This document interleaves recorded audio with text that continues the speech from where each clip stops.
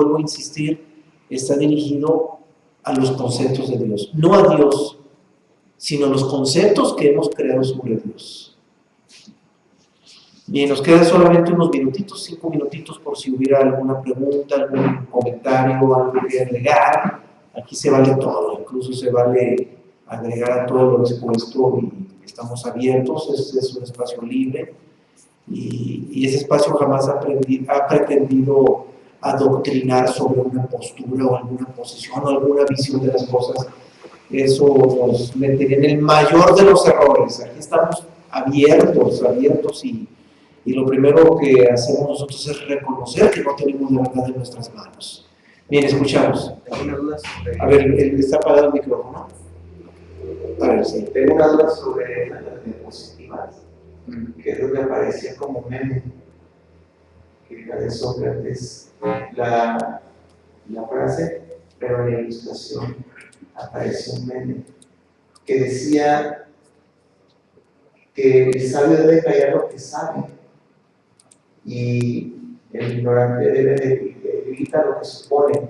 Por esa frase yo nunca la había escuchado, no sé si alguien al ser un meme la haya creado. No sé si estamos de acuerdo, y ahí va la pregunta, no sé si estamos de acuerdo en que realmente el sabio debe de callarse en lo que sabe. Porque usted también dice que el sabio calla, es esa. Pero, ¿por qué retener el conocimiento que tiene? Eso no sé si sea... Muy buena pregunta, un cuestionamiento muy fuerte, sí. Ahí dice, y eso es un meme, no tiene el autor. El sabio calla lo que sabe, el sabio calla sí lo que sabe, el ignorante grita lo que supone. Me brinco un poco, sí. Saber si realmente debemos de callarnos. Sí, ese es un cuestionamiento muy importante y es un cuestionamiento muy legítimo sobre si el sabio en realidad calla y por qué calla.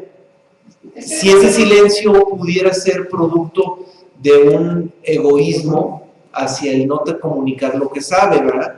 Pero tiene, a ver, hay un planteamiento más, pásenle el micrófono. Claro, por último, sí. También siempre me he cuestionado, porque en efecto puede caer en el egoísmo, pero también si es verdad lo que sabe puede caer en la arrogancia, sí, es la dualidad. Ahorita va a llegar para allá, ahorita voy a plantearlo, pero antes hay algo aquí mismo que quiere abonar en ese sentido.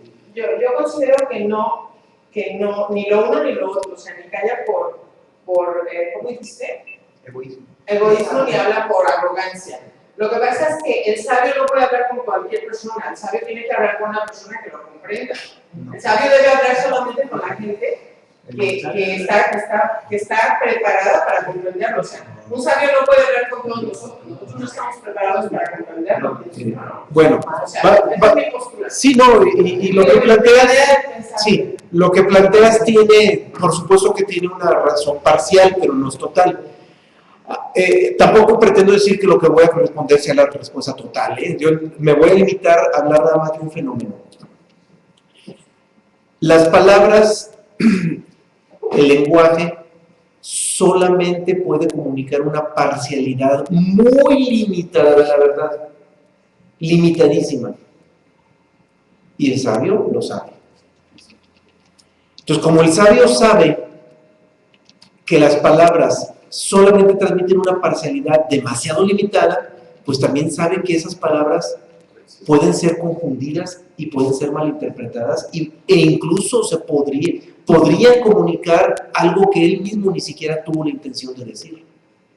Eso ante no solamente la limitación del lenguaje, sino la relatividad del propio lenguaje. Y aquí, ante esto sucede un fenómeno. El sapiente habla mucho y comunica mucho. Y el que escucha al sapiente aprende mucho. Y es válido. O sea, tampoco hay que satanizar a la sapiencia. Es válido. Y por supuesto que un hombre sapiente, definitivamente, por la misma sapiencia, puede acercarse a la sabiduría. Tiene posibilidades de abrirse, porque un hombre sapiente también tiene la posibilidad de reconocer que su sapiencia no es la verdad. A través de la sapiencia puede llegar a la conclusión de que no es la verdad lo que sabe. Entonces un sabio para llegar a ser sabio también pasa por un proceso. Pasa por un proceso de primero buscar afuera. Y al buscar afuera, su mente está buscando. Después de buscar afuera y descubrir que afuera no encontró, entonces se interioriza. Y el reconocimiento de que afuera no está la verdad, eso lo conocemos como autonegación. En ese reconocimiento de que afuera no está la verdad, el sabio se empieza a replegar. Y cuando el sabio descubre la verdad interna, es evidente que entiende que las palabras no pueden comunicar esa verdad interna y prefiere callar. Y allí es donde entra el cuestionamiento, pero si calla, ¿por qué no habla de lo que ya sabe? ¿Por qué no habla de sus tesoros internos o de su tesoro interno? ¿Por qué no lo comunica? Aquí el asunto es que el sabio sí lo está comunicando, pero lo comunica con su silencio. O sea, el silencio es una forma de comunicar el tesoro interior. Claro, llegamos aquí a una paradoja. Por eso siempre hemos insistido, al acercarnos al ser, siempre va a haber una paradoja. Y pues nos va a resultar paradójico cómo es que el sabio, a través del silencio, comunica la verdad. ¿Por qué? Porque son los extremos, es el principio de polaridad. Una verdad absoluta comunicada a través de un silencio absoluto.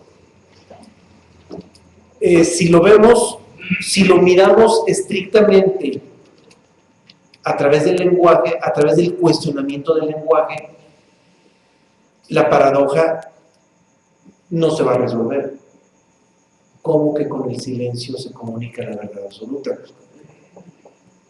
Nuestra mente, que quiere una comunicación verbal, nunca lo va a entender.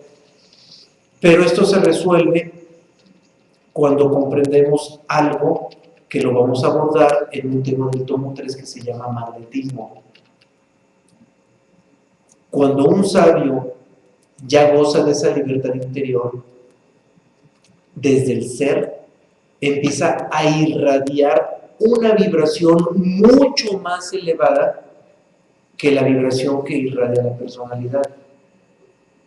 Y un sabio en el silencio irradia esa vibración absoluta, esa vibración del ser. Y cuando alguien